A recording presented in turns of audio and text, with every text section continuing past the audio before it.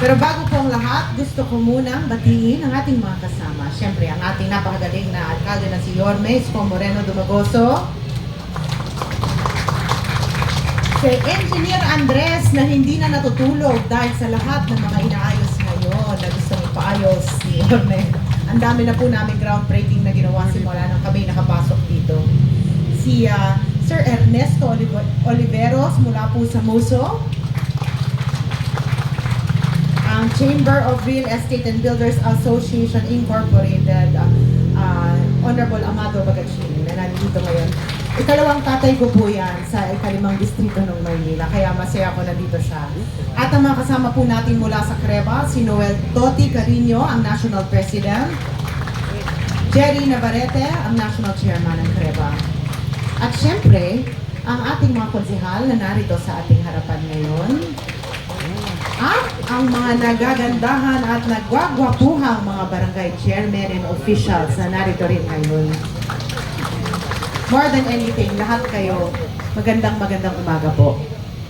Alam niyo, narito ako sa inyong harapan para ipakilala ang isang tao na alam kong malapit na malapit sa inyong puso. Pero ang gusto kong i-share sa inyo ay kung anong nakita ko sa likuran niya. Nakita ko na sa lahat ng mga programang ginawa niya at ni-roll out niya dito sa ating lungsod, simula pa lang siya ay alkalde noong unang termino niya, nakita ko ng mga programa niya, lahat nakaangkla sa mga nakita niyang pangangailangan ng mga Manilenyo. Tunay na kung ano man ang pinagdaanan niya sa buhay, lalo't lalo na nung siya ay bata pa, yan ang ginagawa niya ngayon. Dahil gusto niyang may tangos ng ilong ang mga Manilenyo na merong kayong maayos na pabahay dito sa Binondo. Kaya, ibibigay ko na po ang mikropono sa masasabi kong masarap na suportahan na alkalde at susuportahan ko ng 9 years sa likuran niya. Ang ating pinakamamahal na si Yorme Isko Moreno Dumagoso.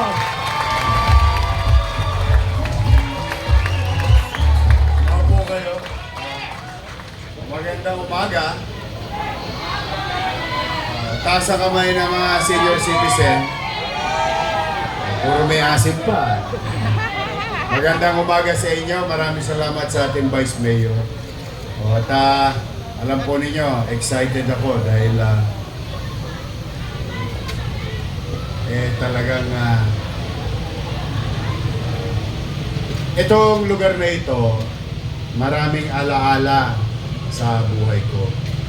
I think yung kasing idaran ko at yung mga nanay namin at tatay namin ang makakaalala nito. Itong nasa likod natin, ito ang Paraiso. Paraiso ng Batang. Naalala niyo yung bibig ng isda? Ay, bahala ko.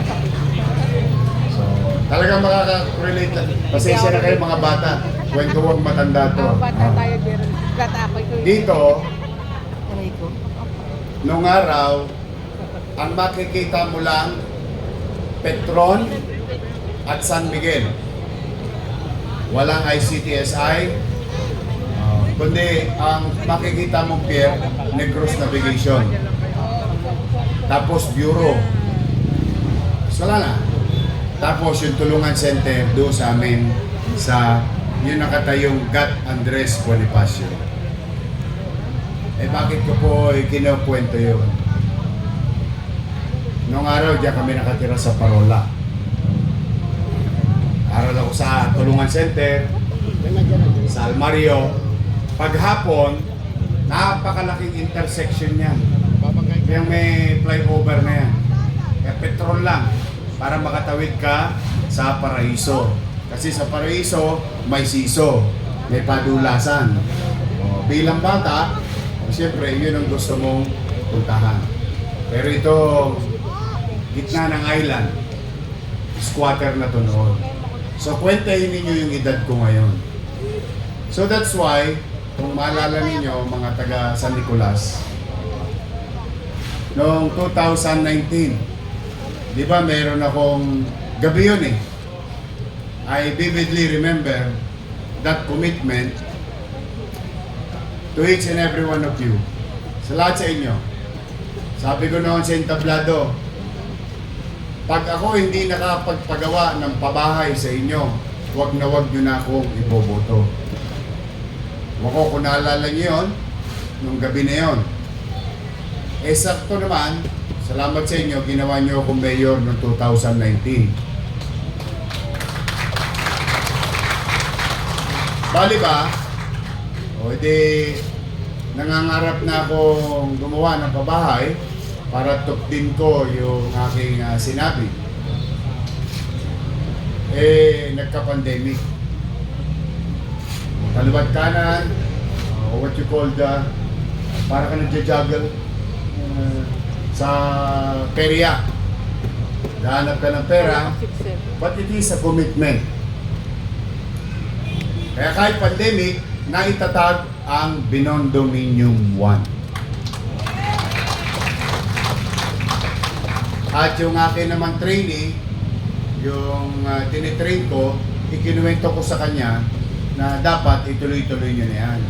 Nang magkaroon na ng kapanatagan yung mga taga San Nicolas na walang bahay at nangungupahan. Hindi nangyari. Salamat ulit sa inyo nung kayo'y nanawagan.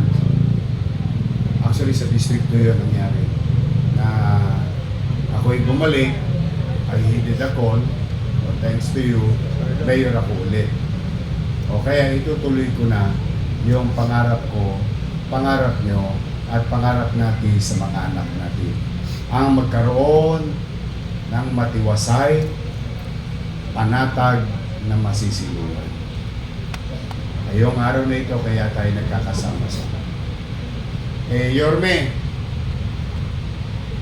bakit ba namumuhunan ka ng daang-daang milyon sa mga squatter?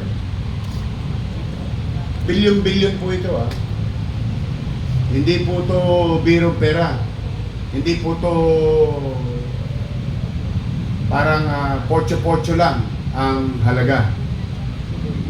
Bakit ka, Yorme, namumuhunan ng bilyon-bilyon sa mga squatter? Mas gusto nilang squatter sila. May nagsabi sa akin nun.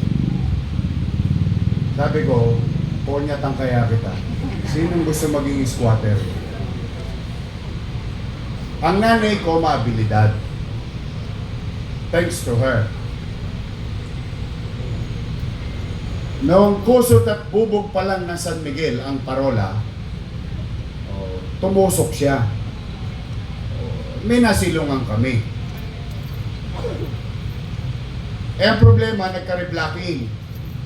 Ginawa yung MIP na naging ICTSI, MICT, lahat yata ng letra. At ginawa yung PR, madalit salita. So tinamaan kami ng reblocking, natira kami sa tahimik. Sino naligo ng swimming pool doon? Saan? Doon sa tiles o sa 2 piso? Ayun. Dalawa kasi swimming pool doon.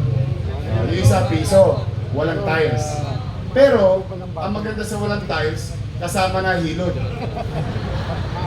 Yan ang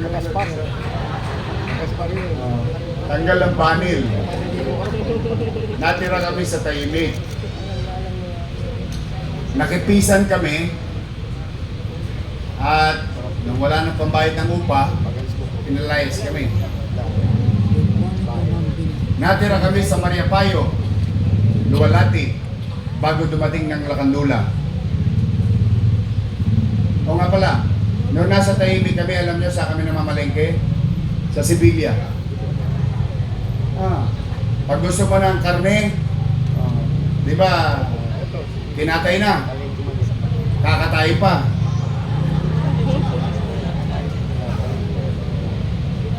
Mura na, marami pa. Yung baga, yung Betamax, doon sa Old Matadero, sa kanto ng Asuncion, tapat ng Caltex. So anyway, natira kami sa Maria Payo. Nakipisan kami ulit. Nang wala na ng pambayad ng upa nanay ko, pinalayas kami ulit. Natira kami sa Tagumpay. Nang wala na naman kami pambayad ulit, palayas na naman. Natira kami sa Sandico. Kung naubos na naman yung pangupa, pinalayas na naman kami. Natira kami sa kanto ng Tuason at Kagitingan kay dating Chairman Jeronimo. Nung wala na kayong pambayad ng upa, balot maleta. Natira kami sa Santo Niño, Moriones. Nung wala na kayong pambayad ng upa, pinalayas kami. Nagka-revolusyon. Ginagawa yung Marcos Road. Gusto ko lang ipaalala, ang pangalan niyang Arten, Marcos Road. Ayan yung Coastal Road. From Cavite, Las Piñas, Parañaque, Ross Boulevard, Tondo, Nabotas, Malabon, Bulacan, hanggang Bataan. Yan yung plano ni dating President Ferdinand Marcos. O mas kilala niyong Coastal Road. Nanahito dahil nagkaroon ng 86 Revolution. Bali ba, kalahati lang yung nagawang highway. Kalahati lang. Sa parte lang ng Bureau.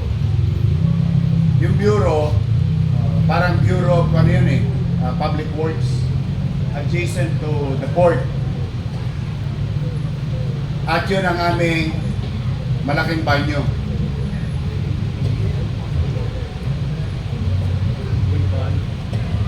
Kaya lahat ang pader ng Bureau ng butas. So may naiiwang lane. Yung nanay ko mabilidad. Sabi ko sa inyo, mabilidad. Nagtanim. Dito, marami rin gumawa nun dito. Nagtanim ng talbos ng kamote. Maya-maya, pinakabakuran ng tiklis sa Divisoria. Eh siyempre, kailangan ng upuan. Gumawa ng upuan. Eh mainit. Kailangan ng bubong. Eh umaanggi. Kailangan ng dingding. Talbos ng kamote ang itinanim, bahay ang tumubo. Yun ang nanay ko. Si Chayong. Waray-waray. Doon na kami nagtagal. At doon na rin ako na-discover mag-artista. Kaya kung gusto nyo kuminis ang mukha nyo, tirahin ninyo Jollibee sa umaga, Jollibee sa tanghali, Jollibee sa hapon, at may champa. Ipagpag nyo lang yan, kikinis yan. Kaya kung gusto ko to saan yung kausap ko, sinong gustong maging squatter? Sinong gustong mangupahan? Ang mahirap sa pagiging squatter, galing ka sa eskwelahan, pag uwi mo, hindi ka sigurado kung yung bahay mo nakatusok pa. Galing ka sa trabaho, hindi mo alam kung nagiba na ang bahay mo. Dumating si Judith, wala kang pambayad. Kilala niyo si Judith? Lagi tayong binibisita ng pag-15 at 30. Tama mali? Dumating si Bombay, hindi si Bagaching. Koleksyon na. Pake muna. Sinong gustong mamuhay ng ganoon?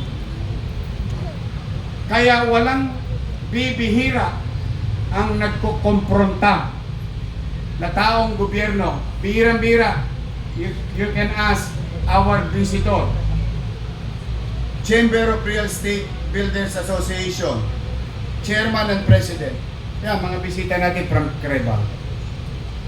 You ask Amado Bagaching, who is the father of Pag-ibig Law, or what you call the Bagaching Law.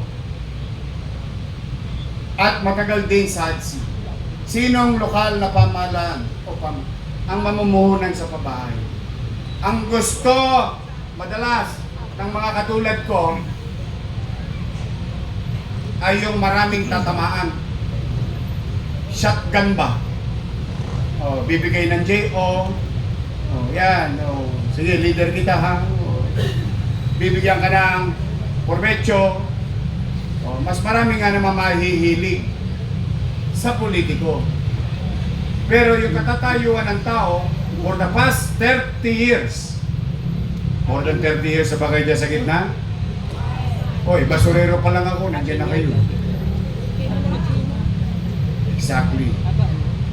Kaya, ang pamumuhunan ng pamalan by the hundreds of millions, kailangan, para magawa mo to, pusuin mo. Kailangan para magawa mo to, alam mo ang pakiramdam ng katatayuan ng walang kasiguruhan sa panirahan. Hindi mo yan mararamdaman, hindi mo yan matutugunan kung hindi mo isinasa puso ang paglilingkod sa bayan or hindi mo naranasan. Kaya mga nanay ko, mga tatay ko, pagka kayo naman ay nabigyan ng pagkakataon, huwag niyong dudugyutin. Dati, pag nag-Sharon Cuneta kayo, mga hindi kumain na ba kayo? Pinalala ko. Alam niyo yung Sharon Cuneta, sir? Wala kasi kami kasilyas. Plastic. Pero meron kaming dyaryo.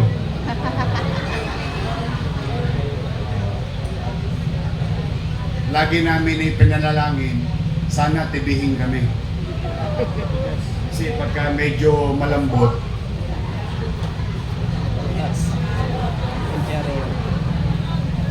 nakikipag-ambulan ka.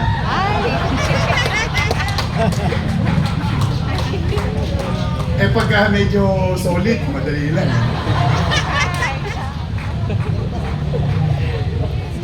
That's how it is. Kaya po, yung mga, marami dito makaka-relate. Yung mga wepax namin, may gas-gas ng nakaraan.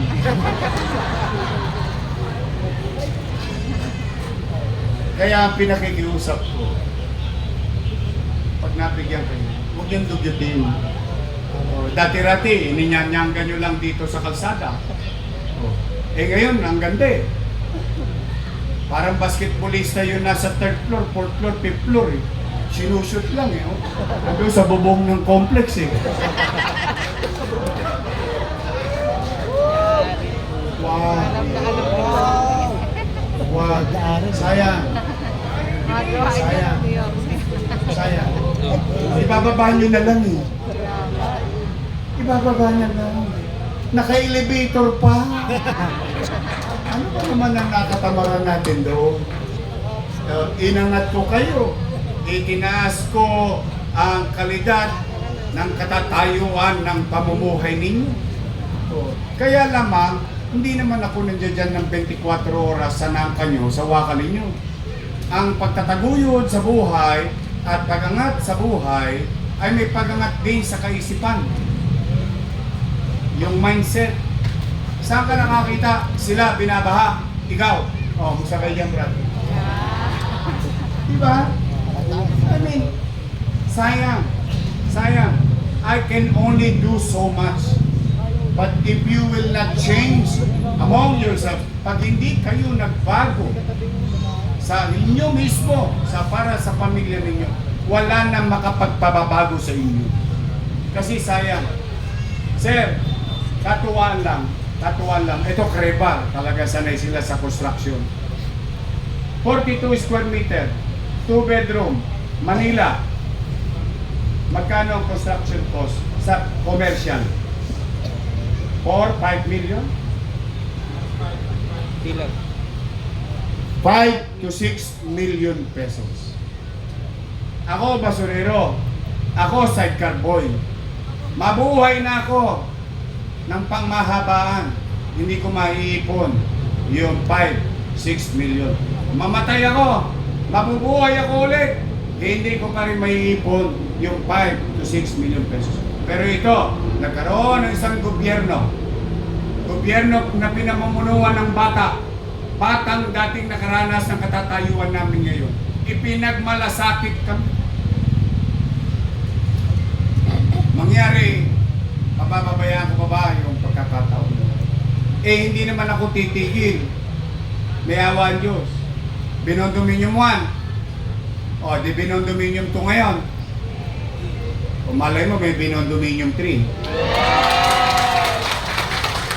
May Binondominium 4. Pati yung mga nakatira doon sa gilid ng ilog sa ilalim ng tulay na ilang beses nang nasunog, nakita niyo yung katatayuan nila. Ha? Ano doon? Araw na dadaanan ko yan. Hindi ko yan ikinikipit balikat lang. Kaya lamang, sa hirap ng pananalapi ng lungsod. Pero makikita ninyo, hirap na hirap na tayo. Bakit halos kalahating bilyon mapupunta sa squatter? So-called squatter. Mapupunta sa mahirap. Bakit kayo naging prioridad? Kasi sinabi yan ni Magsaysay. Inabot ng mga lola ko to. Shout out sa nakaabot kay Magsaysay. Sabi ni President Magsaysay, those who have less in life must have more in law. Kaya pinakikiusap ko, ay mga taga-Binondominium mo, bukaan nyo na lang. Total, wala naman ang HS kayong dala. O kasi may banyo na, nyanyanggay mo, patubig-tubig ka pa ngayon. Dati nga, dyaryo lang, nagkakatalo kayo. O, linisin nyo pag malasakit. This is for you. This is where we, as your mayor, as your vice mayor, and members of the Sangguniang Panglungsod, Mayle Atienza, Pa Cogoso, Karen Alibarbar, Ton Sarkan, Jeff Lau, are doing our best. Itabi yung political indifferences, but magsama-sama para makaisip ng programang pakikinabangan nyo pansamantala, pakikinabangan nyo kalauna, at pakikinabangan ninyo panghabang buhay. Yan gagawin namin para sa inyo.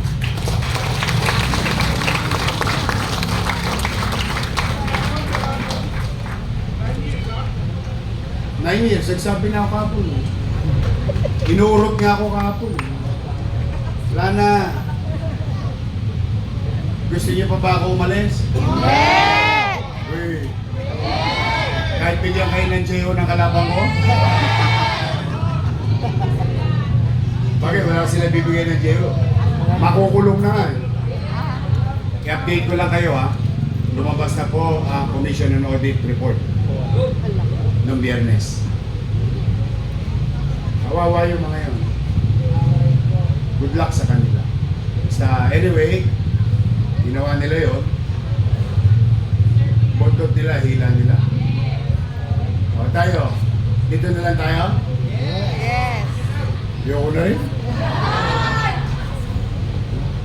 Baka makulong ako eh. Uso kulungan yan. But, assurance. Para magkaroon kayo ng papanataga. In as much as I can, I will not involve the City of Manila in politics. We will continue to help the national government. Work hand in hand with them. Yung bang magsalim pera kami. Yung konti natin, yung madami nila, naghalo, paldo. Kahapon, I would like to thank and publicly inform the people of Manila on top of the 500 million na nakuha natin kay President Bongbong Marcos para magtayo ng pamantasan ng lungsod ng Maynila College of Medicine. Pera ng Maynila, pera ng Office of the President, naghalo. In 2 years time, sabihin ninyo na sa mga anak ng anak, mag-doktor ka na, mag-nurse ka, mag-medtech ka. Kasi si Yorme nagpagawa ng espasyo para maakap pa, mayakap pa, maabot tayo na dati-dati 300 lang ang estudyante sa College of Medicine, ngayon ay magiging 5,000 mamamayan ng lungsod ng Maynila.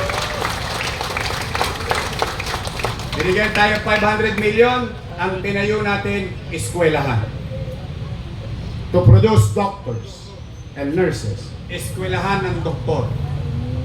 Kahapon, paldo ang mga mayor sa Pilipinas. Opo, dumating po ang second tranche of program ng national government na ipinagkatiwala sa lokal na pamahalaan sa mga gobernador at mayor ni President Bongbong Marcos. Natanggap na po natin ang 286 million pesos.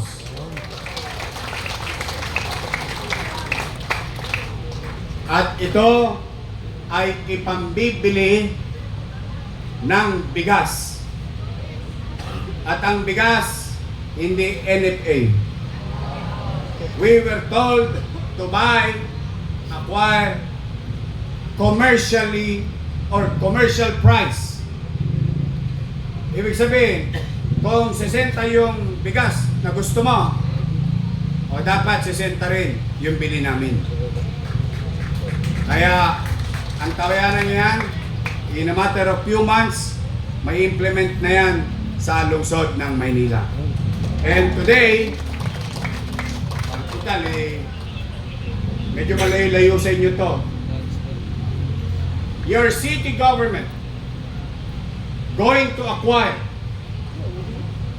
piece of land. Dalit salita, namimili at mamimili tayo ng lupa. Dahil yung mga taga-distrikto, tatatagan na natin sila ng bagong ospital ng Tondo. So, mga kababayan, teka nga muna. Pwede ba palakpakan natin si Presidente? Thank you. Kahit man lang. Kahit wala siya. Kasi ang mga taga Maynila, walang stiff neck. Hindi matitigas ang leg natin. Tama ba? Marunong ba tayo lumingon? Yes. Sa likod? Yes. Tama? Nakakalingon tayo sa likod? Yes. Ayun. Ganun lang tayo. Kinalinga tayo, anong gagawin natin?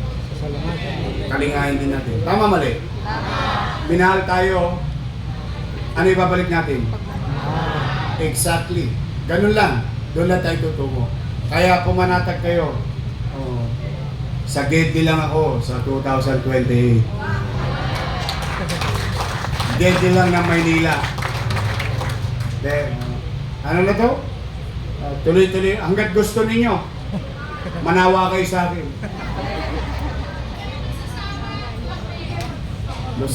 Gula-gulanit na katawan ko.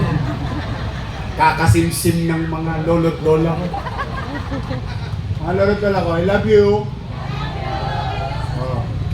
Sa ating Engineer Andres, Ed ng Muso, mga barangay chairman, kagawad, thank you very much sa inyo. Again, Vice Mayor at ang ating congressman na hinihingan po ng payo at katulong natin sa paggogobyerno. Congressman Amado Bagaching. Kaya, pasin ninyo, ang toast gas natin, piyahe-piyahe. Konsultant ko, Bombay. Mga nanay at tatay, mga batang Maynila, mga barangay official, future beneficiary, pumanatag kayo. Bagamat hirap na hirap kami financially, lagi kayong may kilya sa Saranggola. Lamang kayo lagi. Sapagkat ang Maynila sa panahon ko noong una at sa panahon ko ngayong pangalawa, ay mananatiling mamumuhunan sa MBN. Minimum Basic Needs. Housing, education, healthcare, and jobs. Doon lang. Malaking bulto ng pera doon sa maliit na resources ay tutugon sa apat na iyon. Doon tayo mamumuhunan dahil doon ang paniwala ko. And I may be wrong, but I will let you to be the judge. Hayaan ko na kayo ang manghusga. Ang paniwala ko, ang gobyerno hindi niya kayang payamanin ang tao. Pero ang gobyerno kaya niyang pataasin ang antas ng pamumuhay ng kanyang mamamayan at nasasakupan. So muli, magandang araw. Mga senior, magkikita ulit tayo. Malapit na payout. I love you. Mag-iingat po kayo. Maraming salamat at pagpalain nawa kayo ng Pong Megaplan. Manila! God first! Thank you. Maraming salamat po sa ating minamahal na Alkalde, Yorme Francisco Isko Moreno Domagoso. At sa mga pagkakataon po nito, tayo po ay sabay-sabay